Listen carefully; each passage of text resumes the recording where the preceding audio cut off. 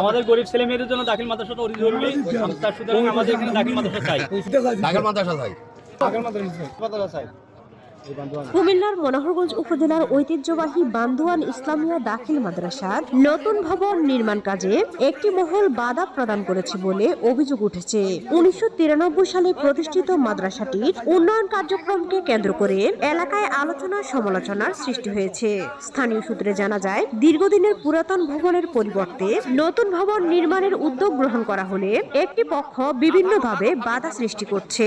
এলাকাবাসীর অভিযোগ, এক তথাকথিত মাওলানার নেতৃত্বে একটি মহল মাদ্রাসাটির কার্যক্রম ব্যাহত করার চেষ্টা করছে এবং প্রতিষ্ঠানটির বিরুদ্ধে বিভিন্ন অপপ্রচার চালানো হচ্ছে।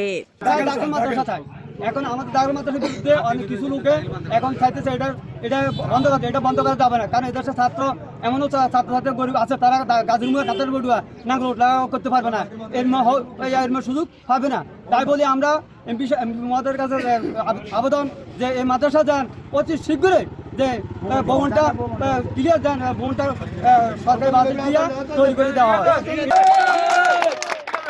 যত নিরীহ লোক আছে এই দাখিল মাদ্রাসা আমাদের নিরীহ ছেলেপেলেরা মেয়েরা পড়ালেখা করে বিয়ে শাদী হইতেছে, পয়সে ভালো অবস্থানে চলে গেছে। এটা কিন্তু একটা কুচক্র মহল আমাদের গ্রামে বিশিষ্ট পয়সাওয়ালা, এরা ধর্ম ব্যবসায়ী, এরা এই একটা পরিবেশ চাইতে আছে যে এই দাখিল মাদ্রাসাটা এখানে না থাক।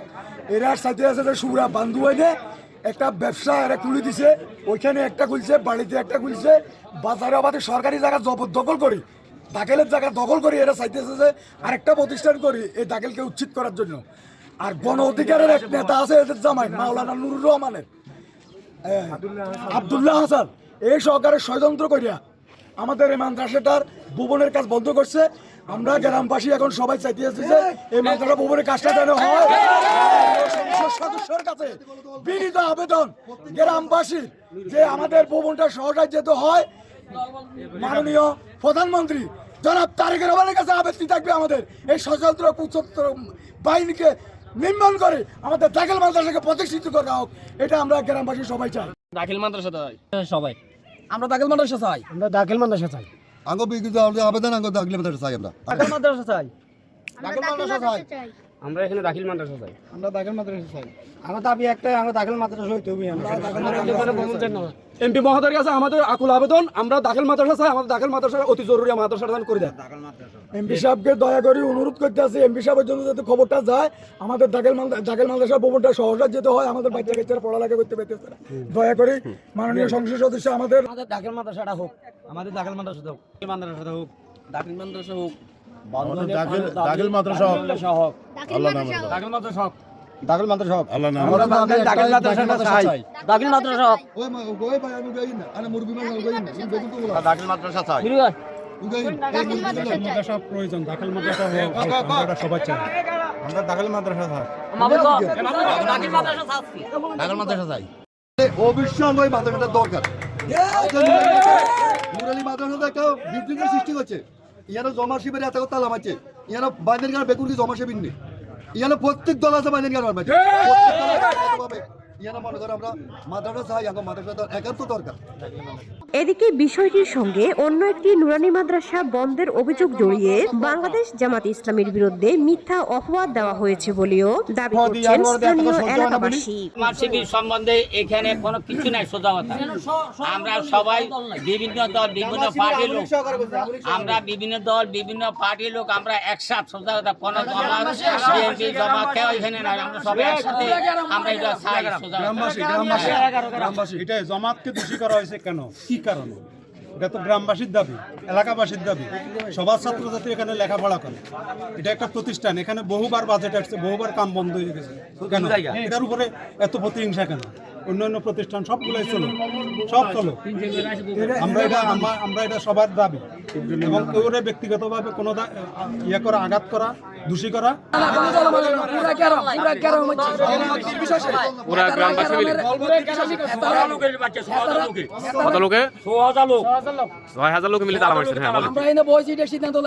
সিদ্ধান্ত না মানে উল্টো করে গেছে, তাহলে পুরা গ্রামে মিচ্ছে।